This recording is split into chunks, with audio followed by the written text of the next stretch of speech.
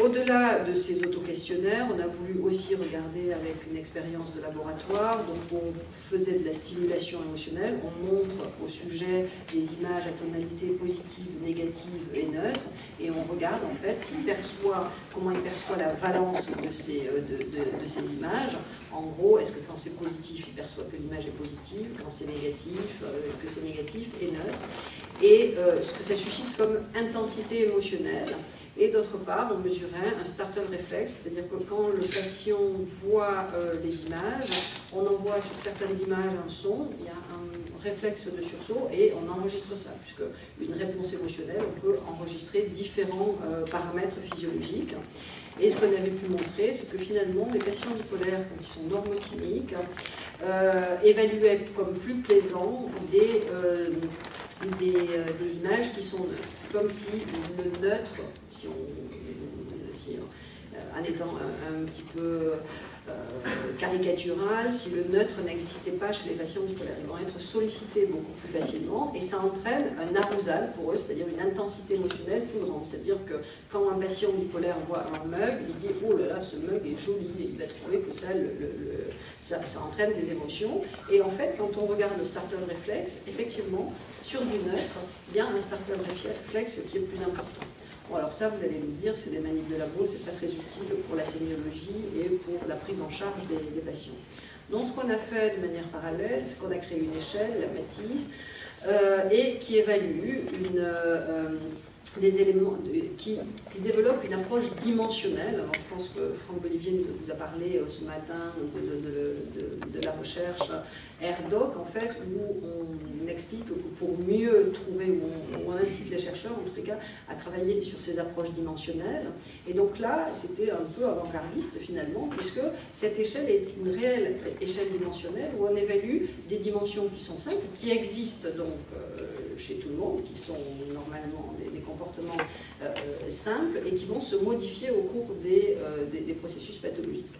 Donc, on a, pour pouvoir évaluer les patients en état maniaque ou dépressif, et surtout pour explorer tout ce qui est mixte, en fait, on a créé cette échelle avec 5 dimensions. Les émotions, donc avec la réactivité émotionnelle, en sachant qu'on peut avoir des émotions qui vont être un peu atténuées, on a une hyporéactivité émotionnelle, les gens, en fait, vont ressentir moins vivement que d'habitude les émotions. Au contraire, dans les états maniaques, les patients décrivent ressentir beaucoup plus vivement les émotions que d'habitude. Les cognitions, ce n'est pas la tonalité des cognitions, mais c'est la vitesse des cognitions, et les cognitions peuvent être ralenties ou accélérées. La motricité, c'est pareil, l'agitation, l'applaudissement. La motivation, c'est la même chose. Et les perceptions sensorielles, qui sont souvent liées dans les caractéristiques des épisodes, et quand vous interrogez les patients maniaques, ils rapportent que tous les sens sont en éveil, et ça on est en train de travailler sur de nouvelles hypothèses en recherche pour savoir si effectivement certains sens pourraient être très liés à la réponse émotionnelle. Liés à la réponse émotionnelle. Alors, ce qu'on avait montré dans une étude très modeste, quand on prenait des patients bipolaires, en appliquant donc, en leur faisant passer la Matisse, on obtenait 2 groupes de patients. C'est-à-dire que ce n'était pas un groupe homogène, les dépressions bipolaires n'étaient pas un groupe homogène, et donc on avait une dépression qui présentait une hyporéactivité émotionnelle, des cognitions ralenties, une motricité en fait avec un ralentissement, une motivation en berne et une diminution de la sensorialité. Par contre, il y avait une autre dépression avec ce qu'on va appeler maintenant des caractéristiques de mixité. Alors, pour aller vers cette notion de caractéristiques de mixité, pour voir ce que veut dire nos définitions dimensionnelles par rapport à ce qui est décrit à l'heure actuelle dans la littérature et pour arriver jusqu'au DSM-5, en fait, la STEP-BD a décrit que des patients bipolaires qui présentaient une dépression, il y en avait 30% en gros qui présentaient une dépression pure, sans symptômes maniaques associés, alors que 50% présentaient 1, 2 ou 3 symptômes hypomanes, alors qu'ils sont dépressifs. Quand on a au-delà de 4 symptômes, on répond aux critères d'épisode mixte. Alors nous, pour savoir ce qu'étaient nos dépressions hyporéactives ou hyperréactives par rapport à ces définitions, ce que l'on a fait, on a refait une étude où on a des patients, des sujets contrôle, qui ont l'ATIX en fait va de 0 à 200 et on obtient un score global d'activation et d'inhibition. Chez les contrôles, donc, on a 100. On a pour des dépressions, selon les critères de la STEP-PD, sans épisode hypomane associé, on a une inhibition globale, c'est ces gens qui sont extrêmement ralentis et quand ils sont au fond du lit, ils ne bougent pas, ils dorment plus. Je vais vous faire une description tout à l'heure.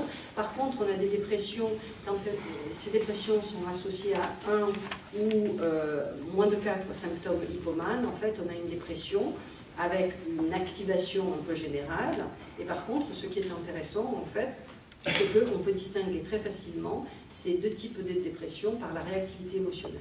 Et donc ça peut être très utile pour finalement poser une question simple à un patient. Quand vous avez un patient bipolaire qui présente une dépression, pour savoir si on est plutôt dans une dépression avec des caractéristiques de mixité comme définies par le DSM-5 ou une dépression simple, vous pouvez poser la question de la réactivité émotionnelle. Alors pourquoi? Parce que quand on est face à un patient déprimé, qui vient par exemple de faire une tentative de suicide et qu'on veut chercher les caractères de mixité qui dans le DSM-4 qui nous dit qu'il faut checker tous les symptômes d'hypomanie, c'est quand même un peu difficile de demander au patient, oui mais est-ce que vous étiez euphorique ou est-ce que vous étiez dans la recherche de plaisir, etc. C'est difficile, alors que si vous avez comme question porte finalement comment vous ressentez les émotions sans rien induire, sans demander s'ils sont hyper ou hypo. Ça peut être un indice pour aller rechercher en fait d'autres éléments sémiologiques. Alors on va voir que c'est important par rapport aux réponses au traitement. Alors en gros, si on fait la description clinique des deux types de dépression, que ce soit des épisodes dépressifs majeurs purs en fait, ou des épisodes dépressifs majeurs avec caractéristiques de mixité qui correspondent pour nous dans notre approche dimensionnelle avec des dépressions avec hyperréactivité émotionnelle, vous avez deux types de dépression. En gros, dans l'une, c'est des dépressions de type endogène qu'on décrivait classiquement, avec des épisodes avec une pauvreté de la mimique, des gens qui ne s'expriment pas spontanément. Ils ont un émoussement affectif ou en tous les cas une indifférence affective. Ils ont un ralentissement des processus idéiques, un ralentissement moteur important. Souvent, ce sont des états beaucoup plus sévères le matin. On va essayer de comprendre pourquoi. Ils ont des difficultés pour se mettre en route. Et quand on commence à les traiter, ils s'améliorent souvent en fin de journée, et souvent ce sont des patients qui dorment bien plus, qui se plaignent d'hypersomnie plutôt que d'insomnie. Dans l'autre cas, on a une hyperexpressivité des affects, les gens sont hyper quelque chose, ils sont hyper mal, hyper angoissés, c'est comme ça qu'ils se décrivent. Ils sont très symptômes, souvent ils se manifestent beaucoup d'émotions, mais finalement ils sont très accessibles à la réassurance. Ils ressentent dans les émotions très vivement, ce sont des émotions très douloureuses. Une patiente qui me téléphonait, qui me disait « Allô docteur, là j'ai la dépression qui fait mal aux tripes, avec une espèce de douleur comme ça extrêmement importante, une tension importante qui les gêne beaucoup.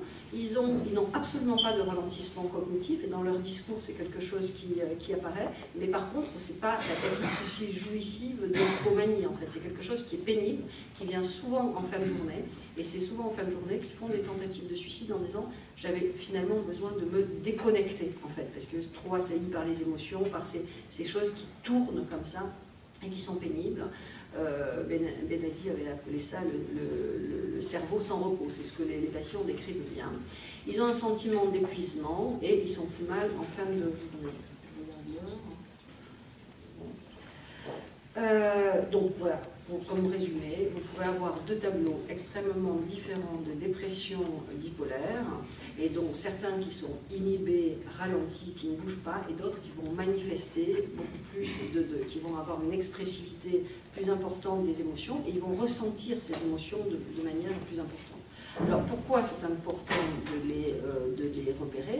Parce que les traitements ne sont peut-être pas les mêmes, et qu'à l'heure actuelle, les guidelines, en fait, vous pouvez donner tout ce que vous voulez aux bipolaires, mais en gros, une fois qu'on a donné un thymorégulateur, face à un patient déprimé, la question qui se pose, est-ce qu'on va faire le choix d'un antidépresseur ou d'un antipsychotique si le patient, après optimisation du traitement, etc. etc. Et donc, si on ne veut pas tirer à pile ou face, ce serait bien d'avoir des caractéristiques cliniques qui nous permettent des éléments qui soient prédictifs de la réponse au traitement. Alors là, je vous fais grâce d'une diapo que j'avais mise, mais que j'ai enlevée. En fait, on est en train de travailler à l'heure actuelle sur justement des modélisations pour voir si la réactivité émotionnelle peut être un facteur prédictif de réponse au traitement. Et ce qu'on a à l'heure actuelle dans les dépressions qui ont une hyper-réactivité émotionnelle, clairement, effectivement, c'est en faveur d'une réponse aux antipsychotiques, à de petites doses d'antipsychotiques. Alors vous allez me dire, ouais, bah, c'est pas un scoop. Oui, c'est pas un scoop parce que cliniquement, on peut s'en douter, en fait. Mais c'est important que dans les guidelines, on puisse avoir des caractéristiques. Et quand on regarde avec la réactivité émotionnelle, on a 3 types de dépression. En fait, on a des dépressions qui répondent bien aux antipsychotiques atypiques, certaines qui répondent bien aux antidépresseurs classiques, et d'autres pour lesquelles sûrement il faut aller chercher des agonistes dopaminergiques. Ça, c'est une autre histoire, mais en tous les cas, on a 3 types de dépression. On est en train donc, de travailler sur ces réponses au traitement. Donc, la sémiologie fine est importante et basée sur la réactivité émotionnelle, qui est assez simple, pour essayer de catégoriser ces dépressions. Ce qui nous paraît aussi extrêmement important, les épisodes thymiques, globalement, on arrive à s'en sortir pour les traiter. Que ce soit les épisodes maniaques, c'est plus difficile pour les épisodes dépressifs, mais bon, on a quelques pistes pour essayer de mieux les prendre en charge. Mais ce qui est cauchemardesque pour la vie de nos patients, c'est ces symptômes subsyndromiques, en fait, qui persistent de manière chronique. Et depuis que je travaille dans les centres experts, on a beaucoup de patients qui nous sont adressés, pas un épisode aigu, effectivement, mais parce qu'ils ne fonctionnent pas très bien et parce qu'ils ont une symptomatologie résiduelle, persistante, chronique, qui les empêche de bien fonctionner. Donc, globalement, quand on voit ces patients, nous, on a posé comme hypothèse qu'il y avait 2 types. Ce qu'on voyait, c'est qu'on avait 2 types de symptômes dépressifs résiduels. Une partie, en fait, là où les patients se calent un peu bas, en gros. Ils ont une inhibition globale, il y a une abrasion des affects, ils ont une hyporéactivité émotionnelle, voilà, c'est ce qu'on percevait. Donc la question qu'on peut se poser, c'est est-ce qu'on a une thymorégulation excessive, est-ce que c'est l'usage de neuroleptiques, plus d'antipsychotiques, etc. On est en train d'étudier tout ça, est-ce que c'est dû à des prises de toxiques chez un jeune, effectivement, est-ce qu'il y a une prise de cannabis, est-ce que c'est parce qu'on a traité incorrectement une dépression et que du coup ça sera un facteur de... Je regarde un risque de rechute. Et de notre côté, on avait des symptômes dépressifs résiduels, mais avec une présentation extrêmement différente, avec une discrète agitation, une débilité émotionnelle, une hyperréactivité émotionnelle, une espèce d'énergie un petit peu chaotique qui ressemble beaucoup à un trouble de la personnalité. Mais on sait qu'il s'agit de personnes qui ont un trouble bipolaire, et que quand on les interroge pour savoir s'il y avait une personnalité borderline, par exemple, c'est des choses qu'on ne retrouve pas avant, mais qui sont apparues au cours du temps, en fait, mais qui n'existaient pas depuis le départ. C'est-à-dire qu'au départ, il y avait un trouble bipolaire avec des épisodes bien caractérisés, une récupération, et une bonne récupération de base, une restitution adaptée groupe, comme on le décrivait, et puis progressivement, en fait, est arrivée cette symptomatologie chronique qui parasite beaucoup les patients. Alors, on a essayé d'étudier sur cette population des centres experts, on a pris des patients qui ne répondaient pas aux critères d'un épisode, qui avaient une MADRS inférieure à 15, une Jung inférieure à 8, et on a regardé si la réactivité émotionnelle permettait effectivement de bien caractériser ces 2 types d'états et que ce qu'on peut faire et que ce qui peut les induire en fait. Parce que notre fil conducteur, c'est toujours comment mieux prendre en charge ces patients. Donc on a fait ça sur un nombre, sur 700 patients. Et ce qu'on a regardé, on n'a peut-être pas grand-chose sur la diapo, mais je vais vous dire ce qui est important de regarder. On a effectivement, alors on a des patients qui sont normothymiques et ceux qui ont une symptomatologie résiduelle. Donc déjà, est-ce que la réactivité émotionnelle peut nous permettre de distinguer différents groupes? Et effectivement, on a dans une partie des patients qui sont normoréactifs. Ça ne veut pas dire qu'ils soient totalement normothymiques, mais ce qu'on peut regarder, c'est que si on regarde la MADRS ou la Jung, on a des scores qui sont extrêmement bas.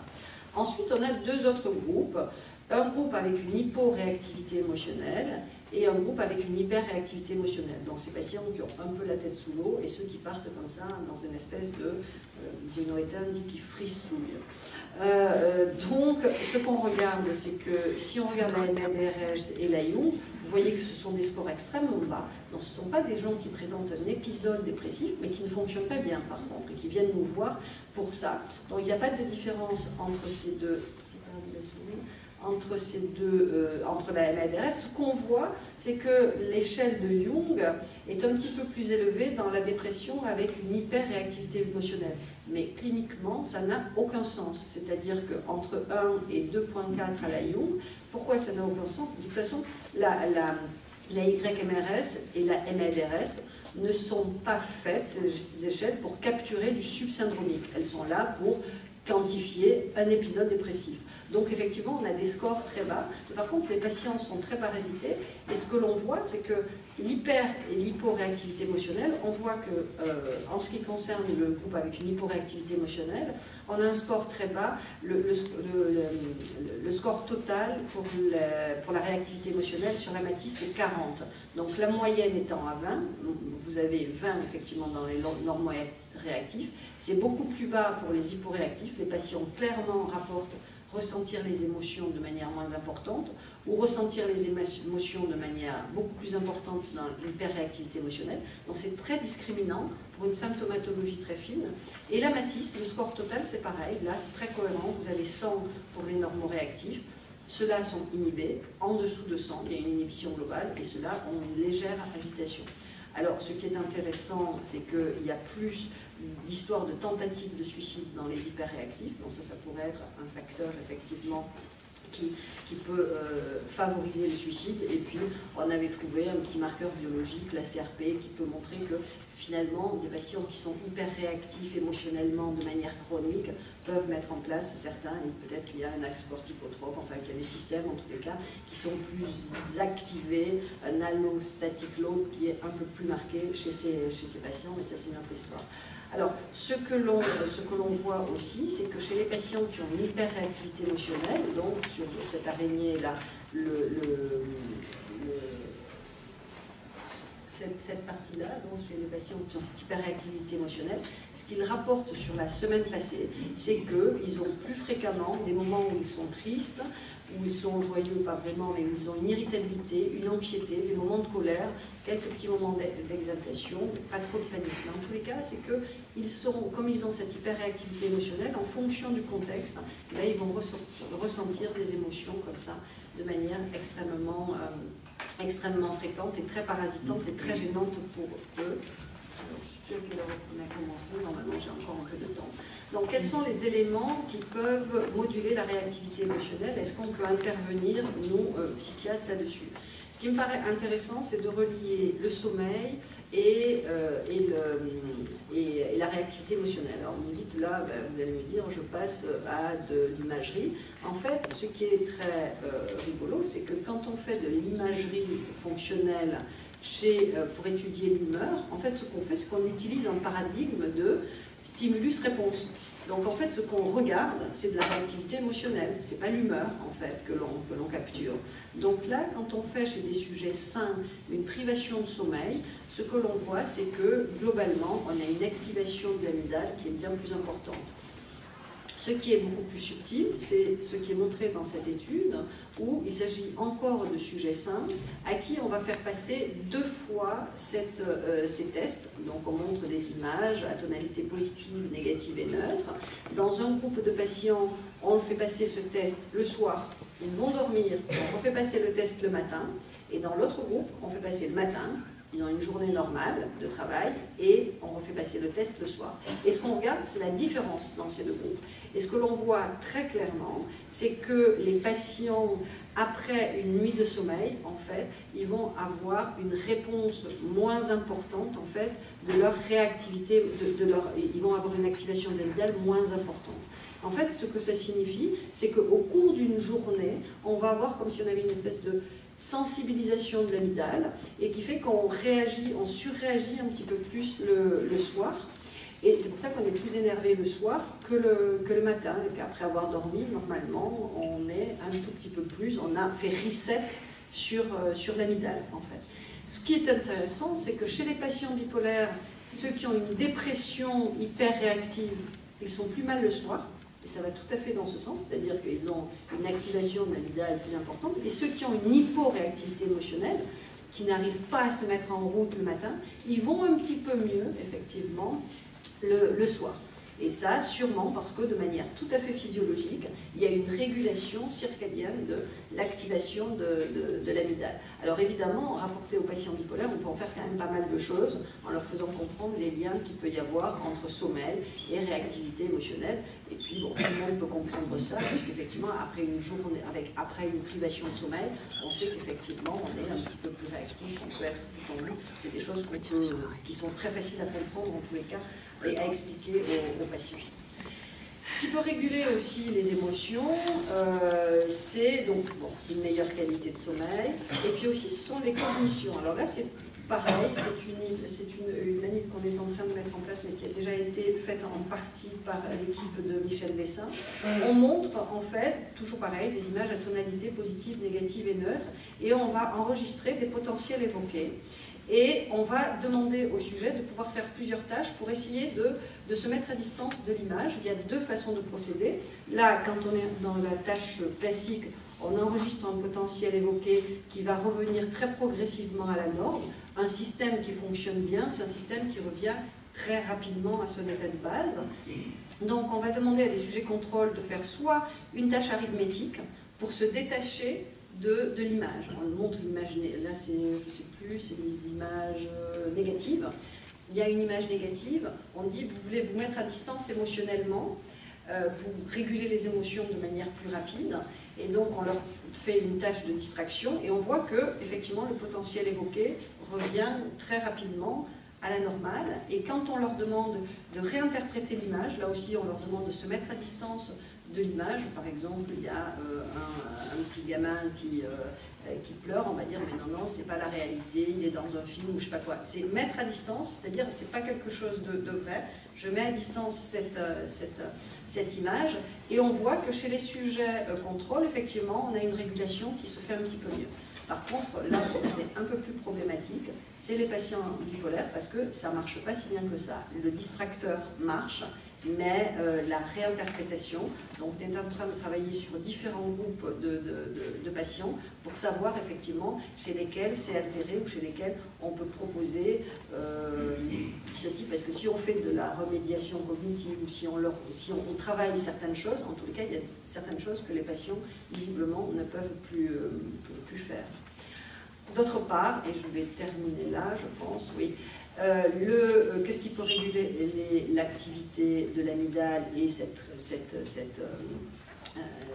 réactivité émotionnelle? Ce sont les traitements.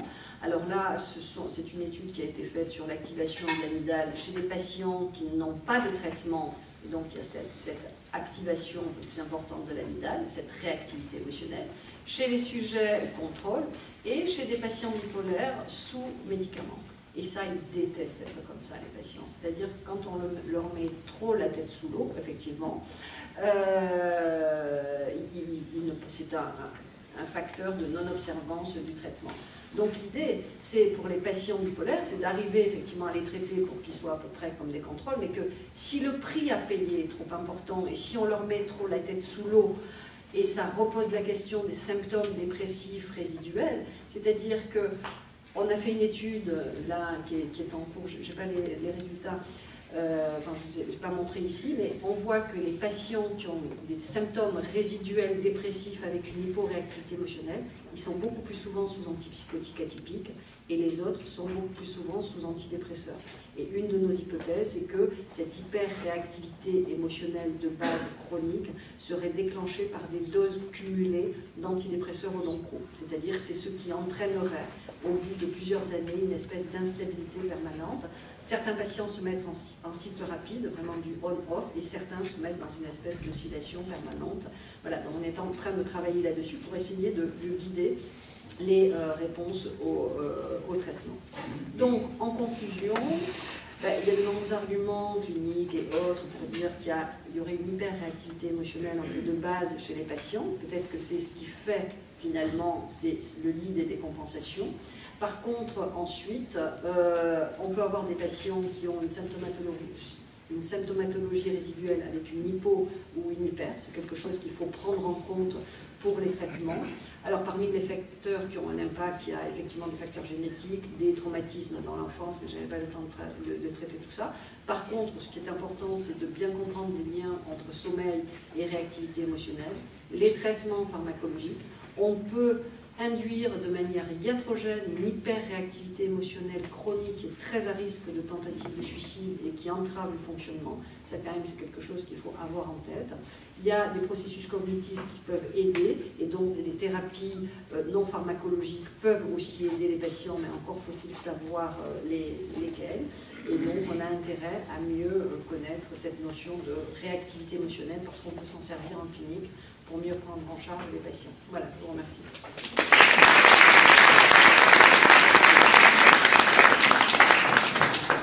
Merci beaucoup. Peut-être des questions dans la salle. Moi, j'avais une question en lien avec la conclusion.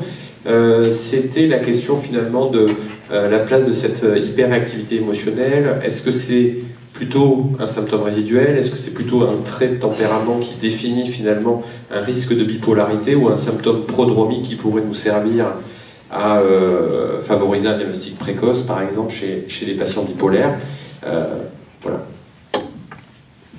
Alors, en fait, il semblerait que ça puisse être un trait, mais on peut avoir, si on prend une population de contrôle, on n'a pas la même réactivité émotionnelle, et on a fait ça avec Jocelyn, en fait, chez des contrôles et chez des bipolaires, et on peut avoir des contrôles qui ont aussi une hyper-réactivité émotionnelle, et on retrouve les mêmes anomalies fonctionnelles, en fait, ou de connectivité que chez les patients bipolaires.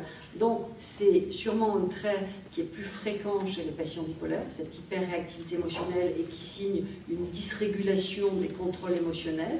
Et ensuite, les traitements vont beaucoup impacter le fait qu'on puisse être soit un hypo, soit un hyper. Et il ne faut pas toujours prendre cette hyper-réactivité émotionnelle qui s'installe pour des troubles de la personnalité, parce que très souvent on dit bah, il est bipolaire, mais en plus il est borderline.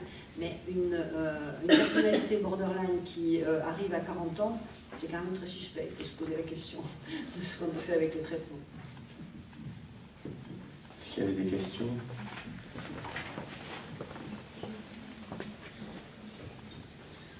Est-ce qu'à l'intérieur des traitements antidépresseurs au long cours, vous commencez à avoir des indications sur type d'antidépresseur, IRS versus, et posologie des antidépresseurs? Pour le formuler autrement, est-ce que de faibles doses d'IRS ne peuvent pas être chez ces patients considérés au contraire comme en partie régulateurs émotionnels? Alors ça, c'est une vraie question, parce que quand on capture de manière globale, c'est pour ça qu'il faut travailler sur des énormes cohortes, c'est qu'on a l'impression que c'est plutôt les ISRS-NA. Mais tous les patients qui arrivent dans les centres experts, la plupart sont sous venlafaxine maintenant, et avant étaient sous tricyclique. Alors on en a quelques-uns qui sont sous tricyclique, et je pense qu'on en a beaucoup moins, ça c'est sûr, qui sont sous petite dose d'inhibiteurs de la recapture de la sérotonine. D'abord parce que cela arrive moins fréquemment dans les centres experts, parce que sûrement qu'ils vont mieux. Et donc, il y a sûrement des patients qui peuvent bénéficier de ces petites doses. Ce que l'on voit, nous, arriver, c'est ces gens qui ont pendant une très longue période, qui ont plutôt des tricycliques ou des inhibiteurs de la recapture de la sérotonine et de la noradrénaline, qui entraîneraient, qui faciliteraient ça.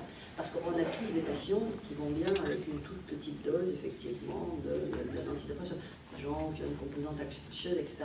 Et puis ensuite, l'idée, c'est pas de nous flageller, c'est de nous dire, bon, ok, un patient qui va mal et qui a ça, voilà, qu'est-ce qu'il peut expliquer?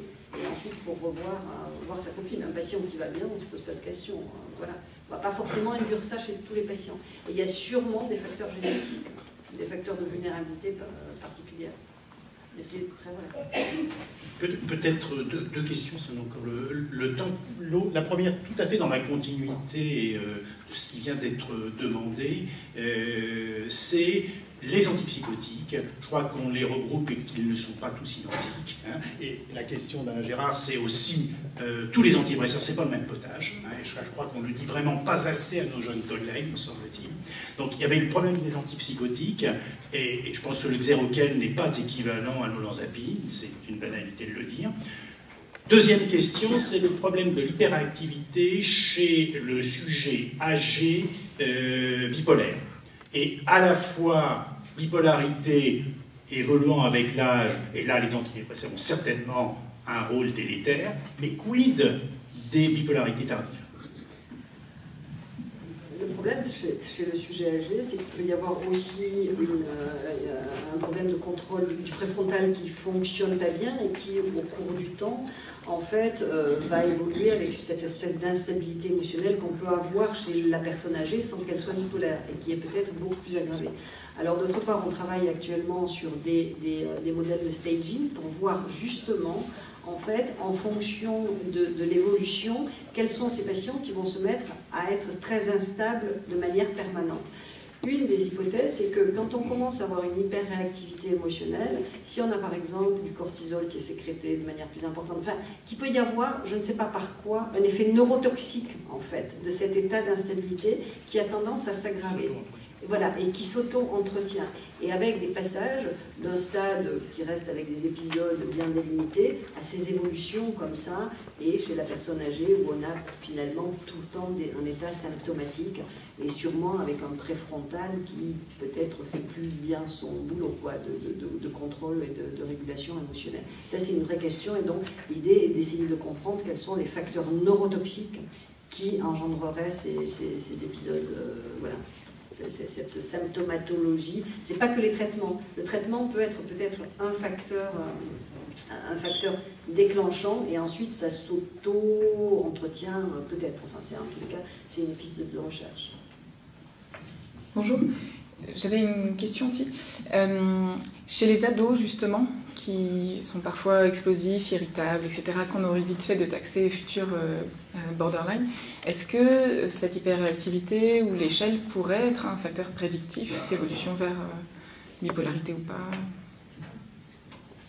Enfin, l'échelle, non, facteur prédictif, par contre, c'est peut-être, ça repose chez les adolescents, souvent ils ont des dépressions qui sont peut-être hyper réactives, ça posait la question aussi de l'usage des antidépresseurs chez les adolescents. Alors, cette réactivité émotionnelle, physiologiquement, il y a des périodes de la vie où ça se modifie. L'adolescence, où il y a une explosion émotionnelle et sûrement une dysrégulation émotionnelle. En tous les cas, il y a des choses qui bougent au niveau de la régulation des émotions à l'adolescence. Et pareil chez le sujet âgé. Donc ça vient s'intriquer. Alors, comme on voit qu'il y a un rythme circadien de la réactivité émotionnelle, c'est-à-dire l'amygdale n'est pas toujours au même niveau d'activation au cours de la journée, au cours des périodes de la vie, il y a aussi des grandes modifications. Et on a des modifications, quasiment des modèles de modification de réactivité émotionnelle, par exemple en postpartum. Le baby blues, ça touche 80% des femmes, c'est parfaitement physiologique, c'est 3 jours ou quelques jours d'hyperréactivité émotionnelle chez la femme. Voilà, donc on a des modèles comme ça, quasiment de... Voilà, la physiologie fait qu'à certaines périodes, il y a une espèce de dysrégulation émotionnelle chez les adolescents. En tous les cas, le fait de les interroger, de voir cette stabilité émotionnelle, ou en tous les cas quand ils présentent un épisode dépressif, par rapport à la prise en charge, c'est important d'en tenir compte, je pense. Une toute petite question rapide. En tout cas, on a le temps, on va dépasser un petit peu. Tout d'abord, merci Chantal, parce que c'est vrai que c'est très parlant comme concept cliniquement. Tout d'abord, c'est une clinique que j'ai appris dans ton service. On n'a pas trop parlé du traitement de l'hyporéactivité émotionnelle qui est aussi présent chez certains patients. Et je voulais ton avis, d'abord s'il y a des études ou selon ton expérience personnelle, est-ce que les traitements circadiens, notamment l'immunothérapie, peut-être privation de sommeil, peut-être des choses comme ça, quelle expérience tu as pour traiter cette hyporéactivité?